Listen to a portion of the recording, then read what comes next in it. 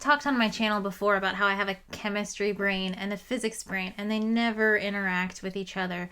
So depending on which brain is in my brain at any one time, the answer to a question will change. So, for example, if you asked me who was responsible for atomic theory, when did we know that the things we know and feel and touch and love were made up of tiny atoms that we can't see with our eyes? If I have my chemistry brain in, I would say John Dalton, a chemist in the early 1800s. He developed an atomic theory that had a bunch of very specific stipulations. The first is that elements are made up of atoms, extremely small particles that we cannot see, but they make up everything. The second thing in John Dalton's theory is that each individual element is made up of a specific type of atom. For example, the atoms that make up hydrogen are different from the atoms that make up carbon and are also different from the atoms that make up boron. The third thing in John Dalton's theory of atoms is that the atoms are the smallest thing. They cannot be subdivided, you cannot break them apart, you cannot create them,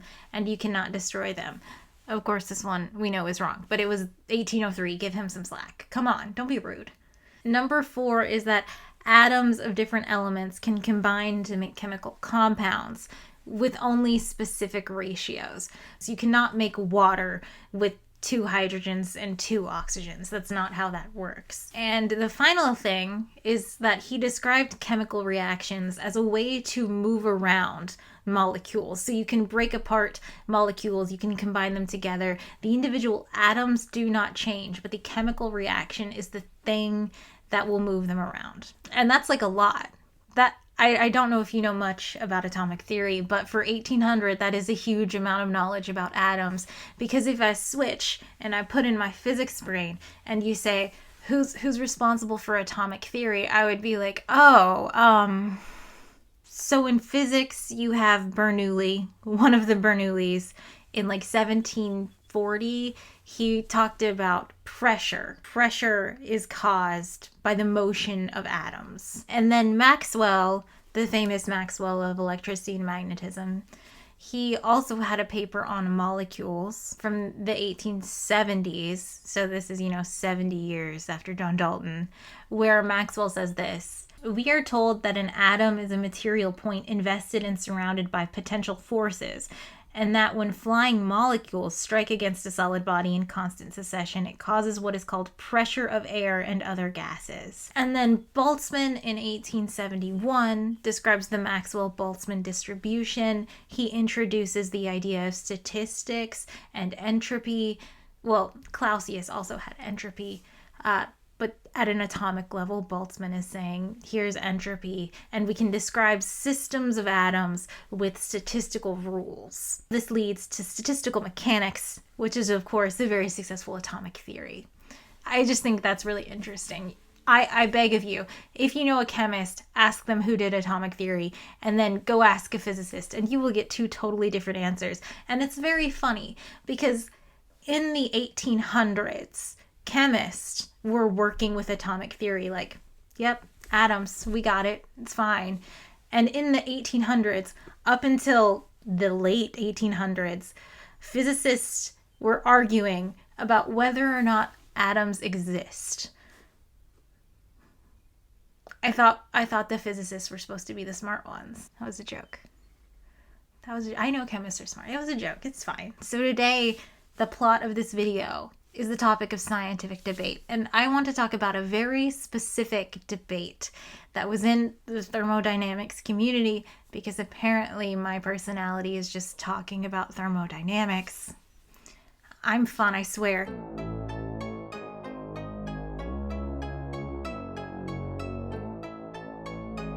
Let's set the stage. It's like the 1860s. They're really into like Kantian philosophy, and you have this camp of natural philosophers who are now calling themselves physicists, who say we should start thinking more about philosophy. Look at all of these physicists, like Ludwig Boltzmann. Here they are saying that they're doing statistics with atoms, and no one's ever seen an atom.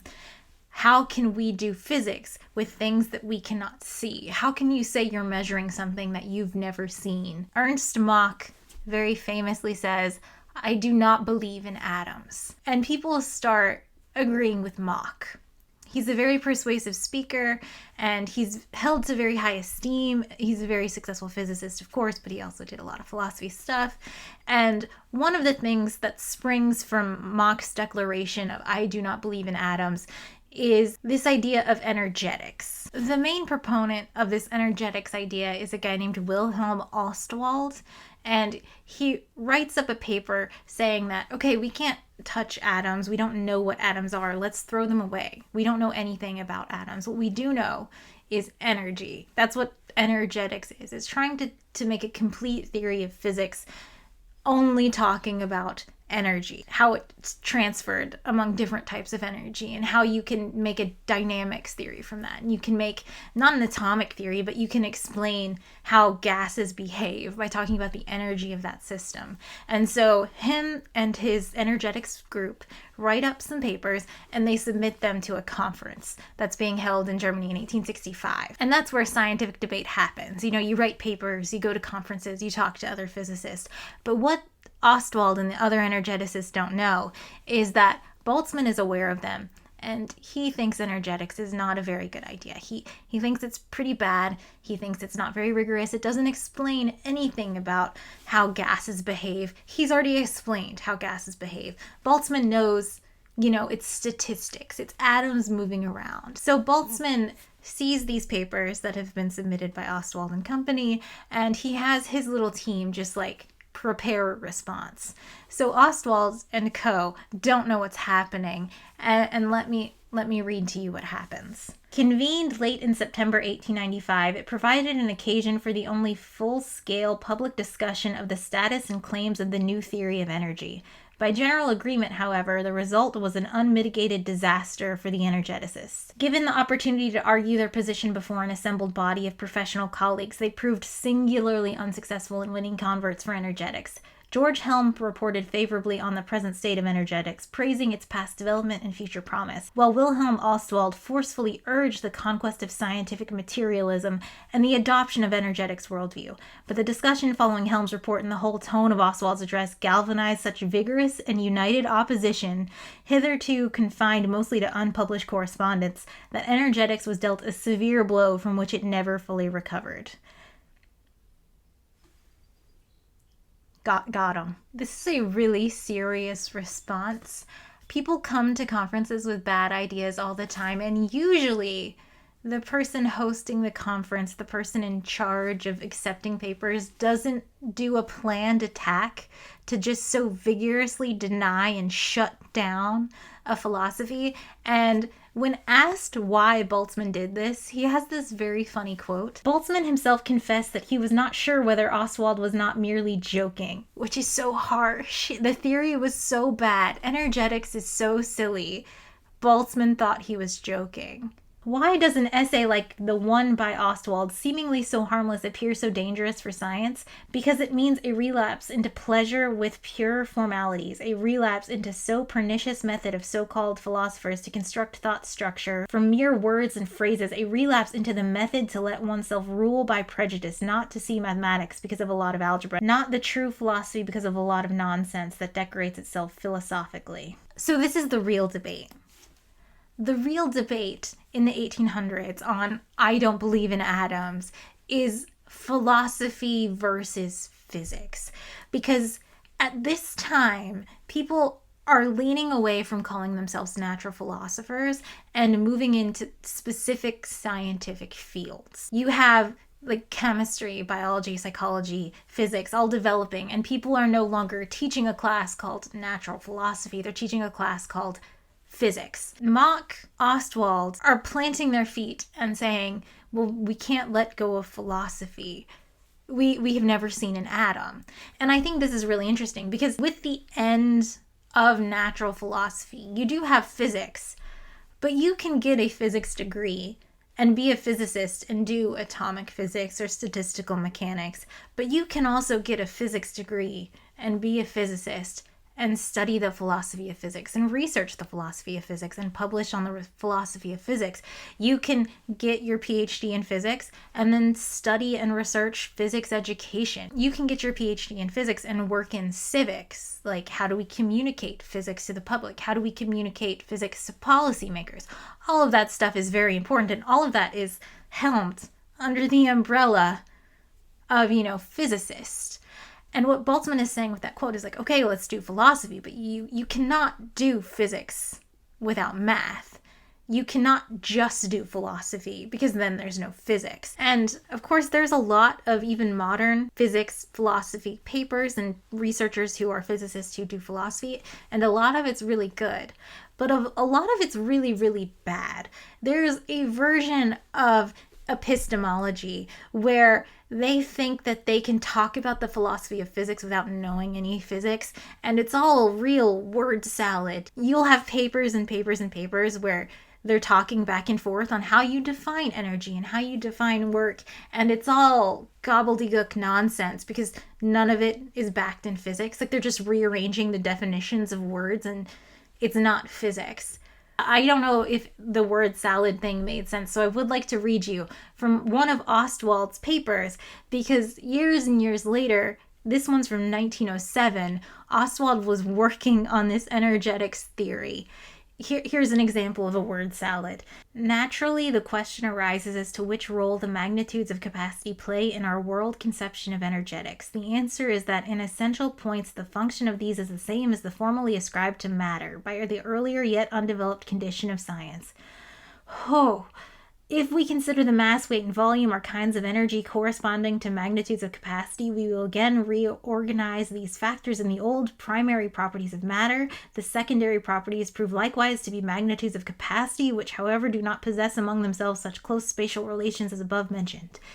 It's nonsense. Like, it's all words, but it means nothing. He's saying that we can't talk about mass and volume and density because atoms don't exist and we can't measure those things. The only thing we can experience is energy. So he wants to reframe something like mass or something like volume into purely energy. And of course, you can see how you could do that. Like, Einstein talks about mass-energy relationships, that's fine. But the question is why? A lot of physics of philosophy is like redefining words, and you're totally allowed to do that. But the thing about doing physics is not that it's a definition. Like, the definition of work, for example, doesn't matter. It's just how we've defined it, and we use it to create a theory of dynamics. And you could call work something else, or you could take a third derivative instead of a second derivative and work out something with that, and you would still get the same answer. But then it's the same physics. This is my problem with this. My response to Ostwald would be like, okay, you're saying everything's energy. You have a mass energy and a volume energy and a density energy. You're allowed to do that. Fine. What does that buy you? Where do you get with that? What answers to observations can you explain that cannot be explained with the other theory, the one we're working with now? How is yours superior? What does it do? And Ostwald has an answer for that. It cannot be my task to demonstrate that physics as a whole, including chemistry and physiology, can be represented comprehensively and exhaustively as energetics. This will even be granted by my opponents. They call into question only the usefulness of such a presentation, but I think that I have demonstrated this clearly enough here and in my numerous textbooks. I'm sorry, sir, you have not. And also, if you are suggesting that your theory is superior, that your way of thinking about physics is optimal, it is your responsibility. Word salad. There's no math in this paper. It is like 50 pages long. You can't have a physics theory without doing math. You're just doing definitions. That's what that is.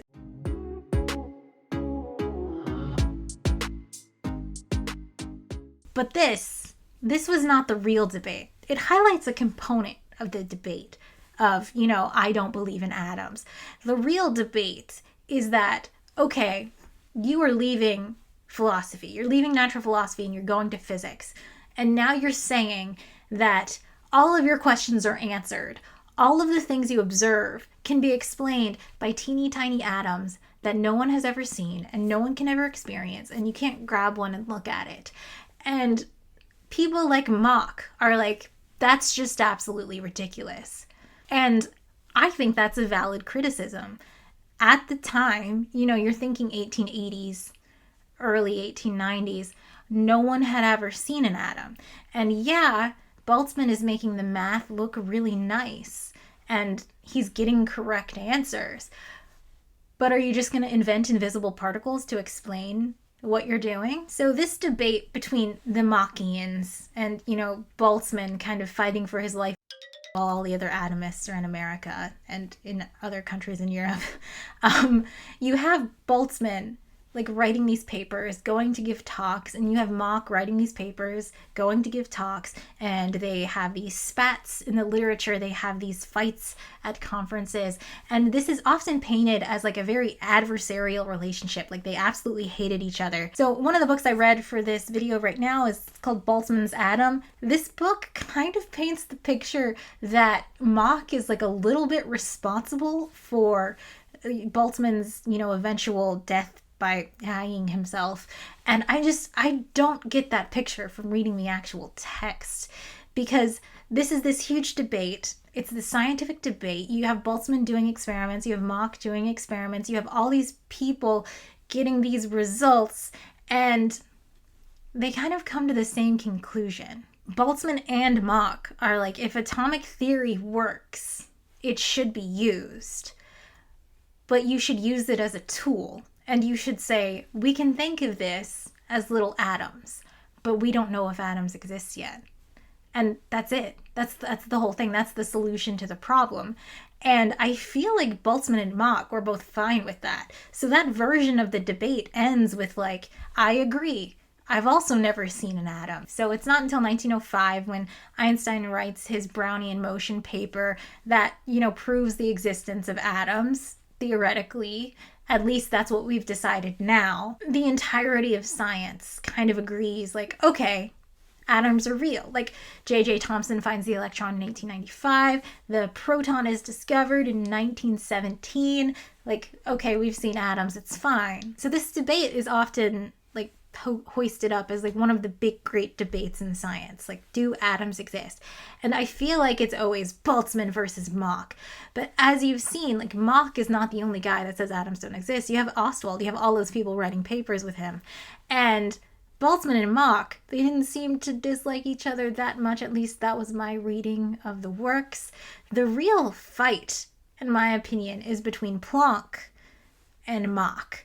So Planck, he won the Nobel Prize. He did all the quantum mechanics stuff. He did, I talked about him when I did this video on temperature, and I was like, it's always bothered me that you measure temperature by like sticking a thermometer in something. It seems like you shouldn't measure something by interfering with it, which I think is a very Machian point of view to take on measurement. And of course, that problem for me was solved by Planck, who was like, oh, you can just look at the radiation emitted and find out what temperature the object is. So that's who Planck is. Early in this debate days, Planck had sided with Mach. Mach was a very persuasive speaker. He was really good at convincing people to, bend to his will and listen to his philosophy.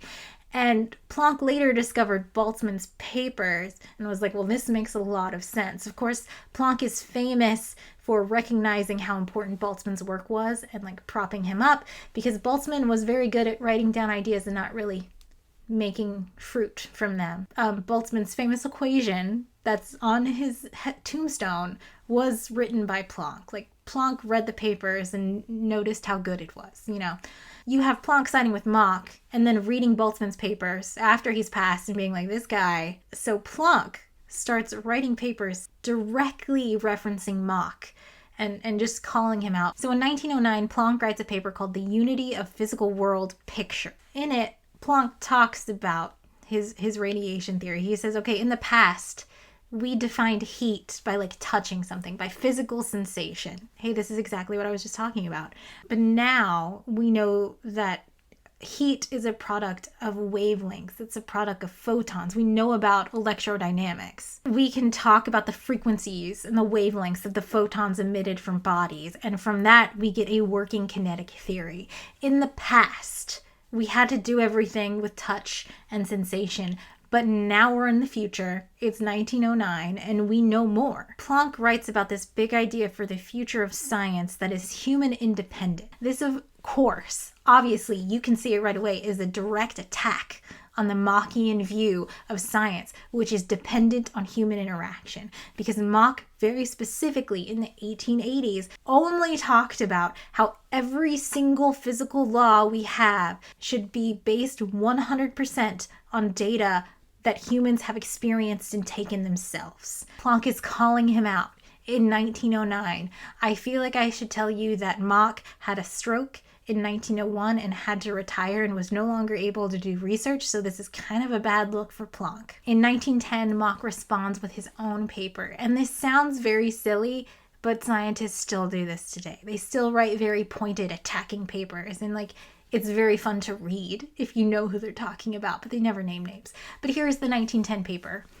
The guiding principles of my scientific theory of knowledge and its reception by my contemporaries. Let me read to you. The biological economical interpretations of the cognitive processes can be perfectly well coexist on peaceable and indeed on friendly terms with that of present-day physics. The only real point of difference which has so far come to light concerns the belief in the reality of atoms. Here again, Planck can hardly find words degrading enough for such wrong-headedness.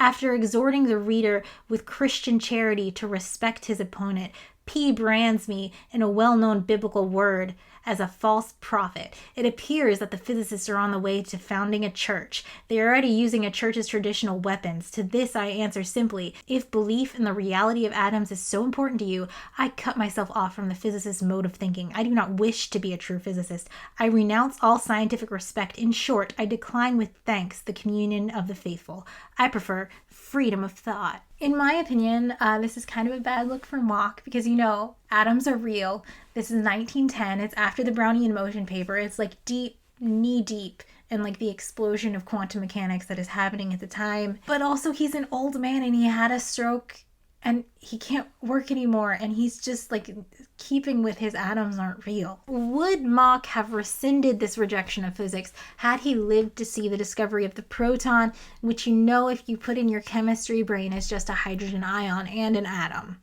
Would he have realized that atoms are real?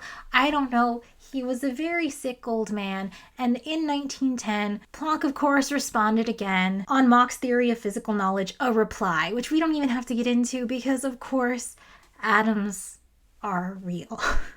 What I think is really interesting about this debate, it spans 50 years. You have multiple groups publishing papers, going to conferences. They have these private correspondence where they're debating. They're all switching sides all the time. Experiments are happening. And it's not until the community as a whole approaches this academic consensus that, okay, atoms are real. We've seen enough evidence. We have a nice working theory that the debate ends. I love scientific debate. I love to go back into the history and read all of these papers with these people interacting. They're very funny. They're very witty. It's really enjoyable to read people think so much about what we now look at as a stupid question. Of course, atoms exist. I think what's most interesting about this scientific debate, Mach's ideas, even though atoms do in fact exist, his ideas are not worthless. His debate, I think, is still very prescient and interesting. This book, called Boltzmann's Atom, ends with the author, it was written in 2001. He's talking about string theory, and he's like, it's just the same. People can't see the strings. And that offends me, because the man who wrote this book is a professional physicist. You were a professional physicist in 2001 and you wrote a book where you were I guess everyone just believes in this. In 2001, I was 11 years old. You were a professional physicist. You should have known. And you can look it up. This author's previous book is about string theory and have they gone astray? And it's yeah, bro, you know that it's fake. You were a physicist. I didn't like this book. I don't know if you can tell. It's really well researched, but the author does this thing where he just writes his opinions as if they're facts. I'm going to read one to you. Ostwald admired and liked Boltzmann, but was also fearful of submitting his ideas to what he acknowledged were the other man's great powers of physical and mathematical analysis.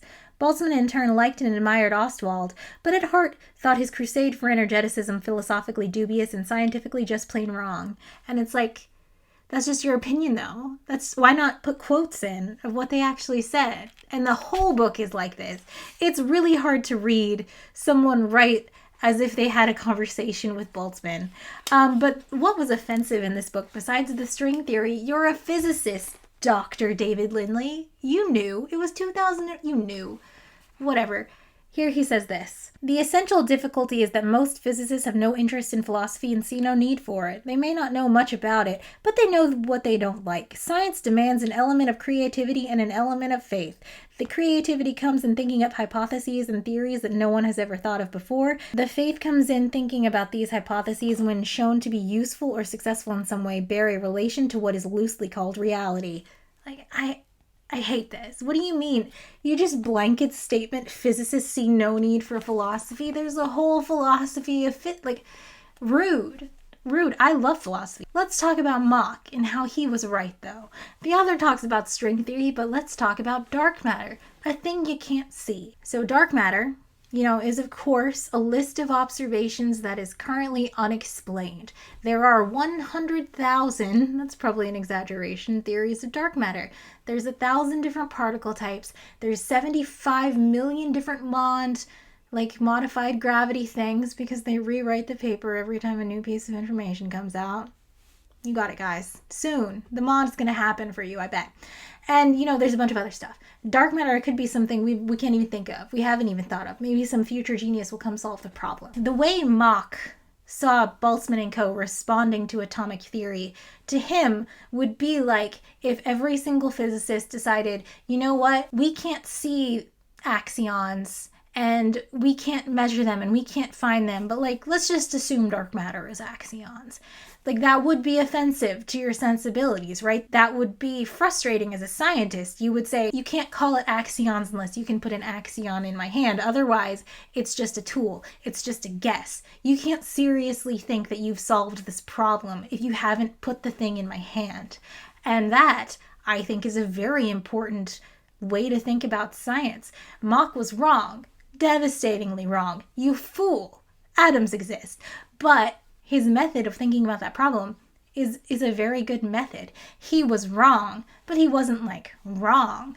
Surely, let's just all agree to think that if he had seen the discovery of the proton, he would have changed his mind. I don't think so, but maybe. Let's just think that.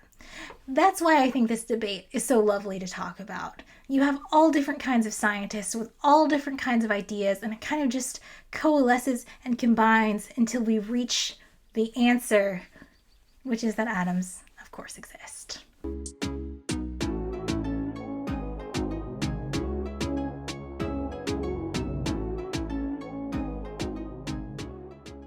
Okay, what I would like to do now is make a distinction between what you just saw, which I would call scientific debate, and what people talk about colloquially when they say, I'd love to see you debate that guy, which I would call debate spectacle. I've been thinking about this recently because I sometimes get comments and emails from, I'm assuming, well-meaning people who are like, I heard this random wackadoo talk about how the earth is flat on a podcast, you should debate him.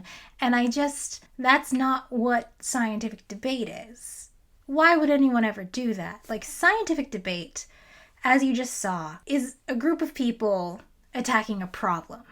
They are not attacking each other. I mean, sometimes they do in the papers, but the global picture is that they are attacking the scientific question, and they're arguing amongst themselves. That's the debate. They're publishing papers. They're having communication. They're going to conferences. They're giving talks to each other. They're doing experiments, all working toward the common goal of solving a problem. The goal of the scientific debate is not to win the debate. The goal is to get the right answer. This debate happened over 40 years. It's not just two dudes standing at podiums screaming at each other for an hour. That is not a scientific debate. The winner of a scientific debate is the theory that works. Whereas in a spectacle debate, the winner is the person who's better at yelling at the other person. That has nothing to do with the scientific method. That has nothing to do with science. I don't think we should associate those two things. I feel like there is a population of people who view spectacle debate as like the highest form of gentlemanly communication. Oh, wow, it's so beautiful to see people at odds have such a pleasant conversation, which is so weird. You go see the debate, it's not two gentlemen just like delicately crafting arguments and then politely listening to another point and then just recrafting their statements in a lovely conversation. It's a spectacle, a performance where people yell at each other and the person who's better at yelling wins. And that, to me, is useless garbage, like right in the trash. Like, what is that for? What would that ever do? Public spectacle debates say nothing about the subject matter. There's an example. There's the 1860 evolution debate, which I'm not going to go into, but there's like a Christian guy and an evolutionary scientist. The Christian guy is like, oh, did your mom come from a monkey or did your dad? And the crowd's like, oh. And then the scientist guy is like, you're a loser and that's a stupid thing to say. And the crowd's like, oh my God. And the evolution guy won, right? But that debate did nothing for science. That was a spectacle. Like, people fainted, people screamed, people were shocked that the guy thought he had a good burn with like, oh, I bet you came from a monkey. That was 1860. And people still say that, like, oh, you think I'm from a monkey? It's like, I can't believe we haven't moved past that yet. But that debate, obviously, because people are still saying that, did absolutely nothing. That debate was not about evolution. That debate was two people trying to own each other in public, and that time the scientist won. But what a waste of time. It did nothing for science. Scientific debate happens in the literature. Spectacle debate happens in public and is useless garbage. When I think about like debate and someone who's like, I'm super into debate, I love debate, it's just a red flag, because I grew up, like, middle school for me was a teacher being like, I'm going to teach you guys how to debate. Let's talk about gay marriage. On the one hand, you have a guy who's like, gay marriage should be legal. Why is it not legal? It's 2006, so it should just be marriage. Like, what even is gay marriage? And on the other hand, you have a guy who's like, this will bring the end times. Gay people will marry their horses. And the teacher, with full straight face, being like, here are the two sides. I'm going to randomly assign you a side because they're equal and you should debate them. And to me, that's a farce. That's a scam. Like, these two things are not equal.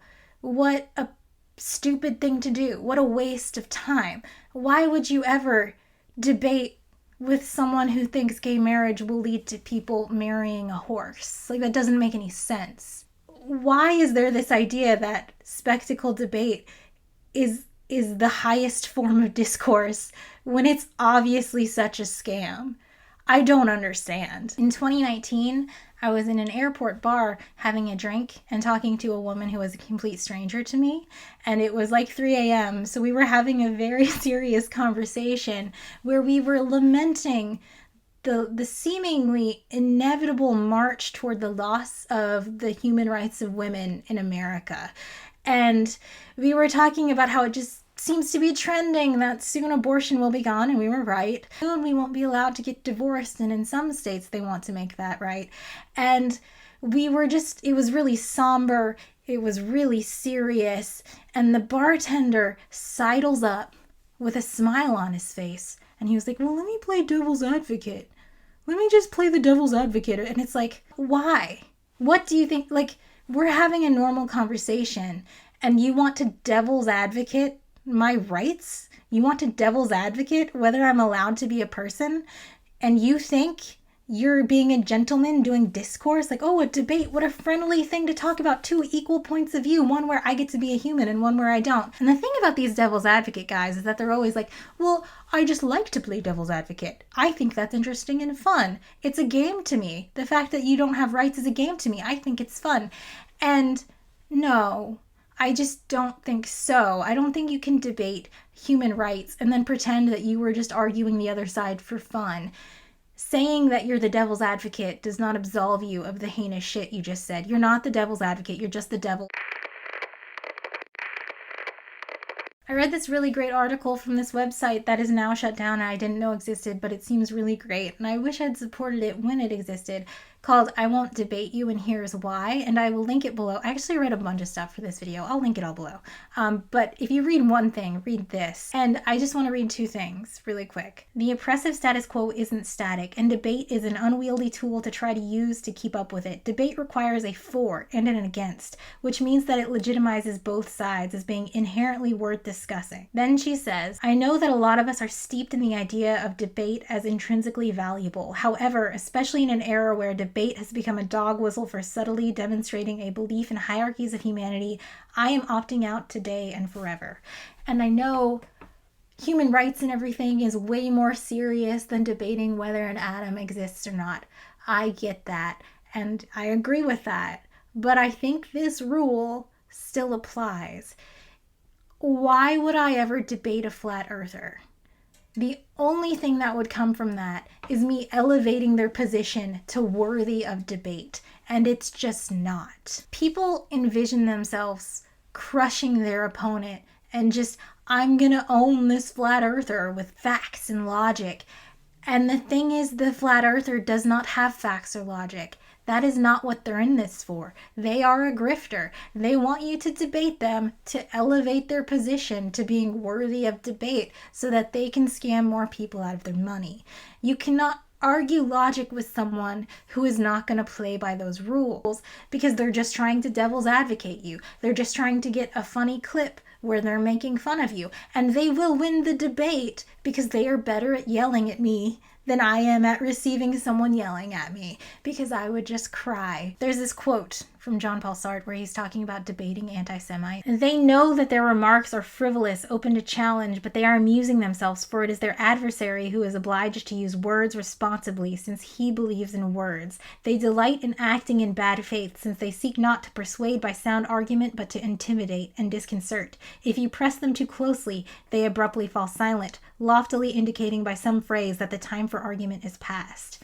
And of course, that's also about a much more serious topic. However, it applies 100% to these people who want to debate scientists, because they don't. They don't know science. If they knew science, they could just participate in actual science debate. They want to participate in spectacle. They want people to give them money while they grift and write books about flat Earth, or whatever consciousness, quantum they come up with. It has nothing to do with science. It is not scientific debate. And if you are a scientist who agrees to debate them, you are just falling into their trap. Let's talk about Bill Nye. So in 2014, Bill Nye, very famous, probably the most famous science communicator right now, a man I deeply respect, and I'm so sorry for what I'm about to say about him, had a debate at the Creation Museum in Kentucky with Ken Ham, notorious religious grifter. And the topic of the debate was, is creation a viable method of origins? Basically, evolution versus creationism. In 2014, Bill Nye, no. So what happened is, of course, Bill Nye lost this debate. Because a debate is not how good you are at science. A debate is how good you are at overtaking a crowd. And the crowd in Petersburg, Kentucky at the Creation Museum was a bunch of creationists. That's the thing. People who participate in debate spectacles are bad faith actors. Because Bill Nye says he was open to hearing what Ken Ham had to say, but Ken Ham is not a scientist. He would never approach it in a scientific way. Bill Nye was never going to change his mind. Ken Ham, however, was also a bad faith actor. He was not there to listen to what Bill Nye had to say. He was just there to be like, well, the Bible says, and also I want to raise $400,000 that I'm just going to pocket tax-free, which is exactly what he did. Bill Nye brought evidence, Ken Ham brought Bible passages, and Bill Nye lost because spectacle debates have nothing to do with the actual context of the debate. It's how well you can win over the audience, who also, by the way, are bad faith actors, because no one goes to a debate on evolution versus creationism without deciding already in the car who they're voting for. No one goes to a debate on evolution and changes their mind. All Bill Nye did was do free publicity for Ken Ham to accept a bunch of tax-free donations to build an ark, and definitely not private jets for whatever this guy does in his spare time. He also wrote a book about this event, which made him money, which, I mean, no one enters a spectacle debate as a good faith actor. No one went into that thinking they would change anyone's mind. I think Bill Nye didn't realize how badly it would go for him and how much money he helped raise for nonsense causes. I'm sure he feels bad about that. I don't know. He also wrote a book, so he also made money on it, because that's what those are for. Spectacle debates have nothing to do with debate. They have nothing to do with the topic. It's just to make money, to raise awareness, to free advertise yourself, which is why it's a scam and a waste of time. There's a quote on the Wikipedia page about this event from Debbie Goddard, the Center for Inquiries.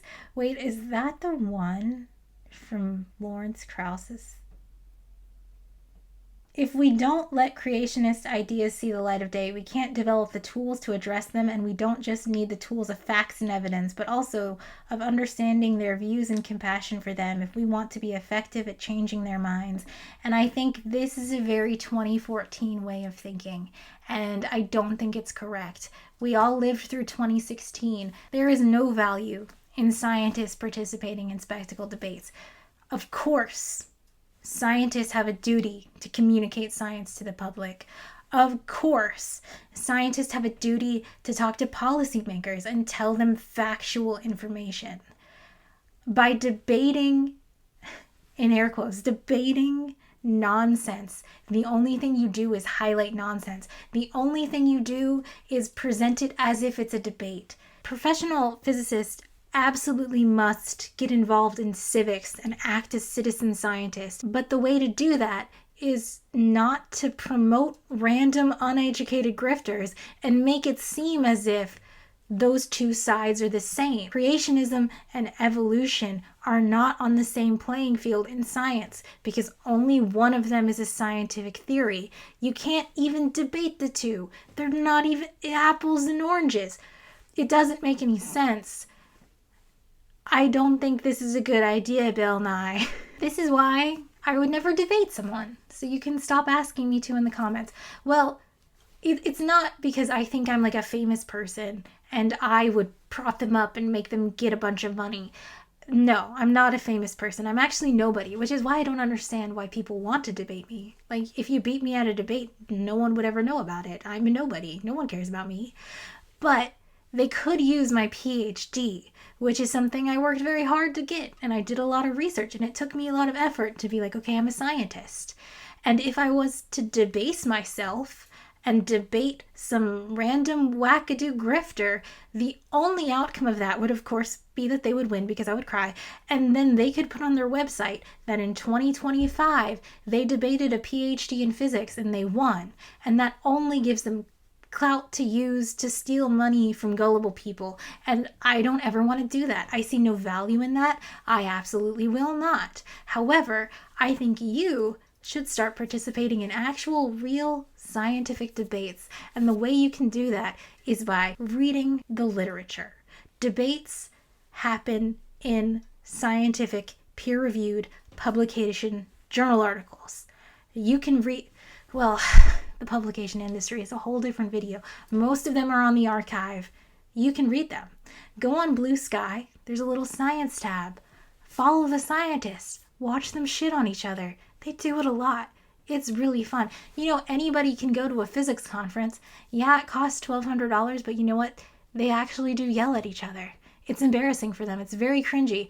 Go to a physics conference. You will see an old man yelling at some sophomore undergrad about how he's forgetting the very seminal work that he did in 1972 and how dare that kid that was born in 2005 do that to him. So it's a good time.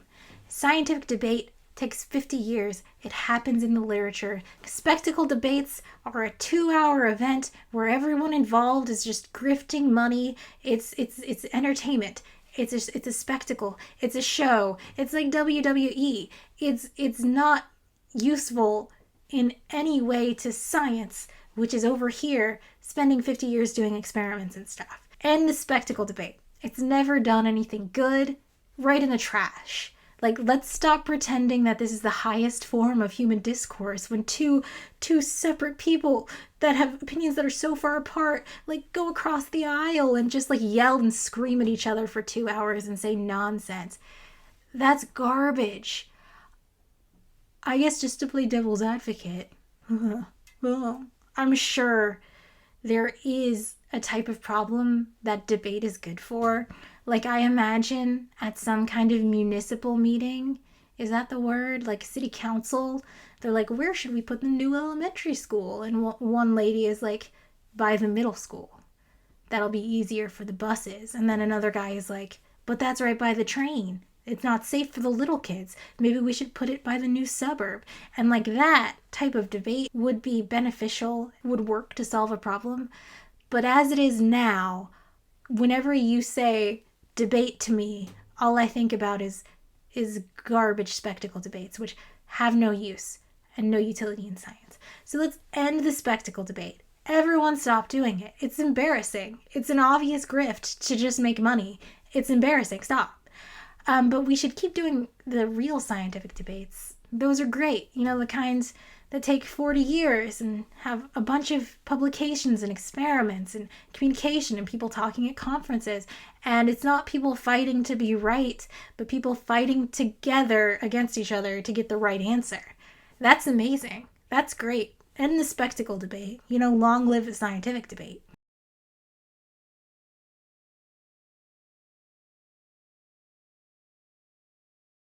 I just realized this would be the perfect time to soft launch my podcast called I Hate Debates, Debate Me, where each week I'll have a new guest on who's trying to convince me via debate that debates are actually worthwhile.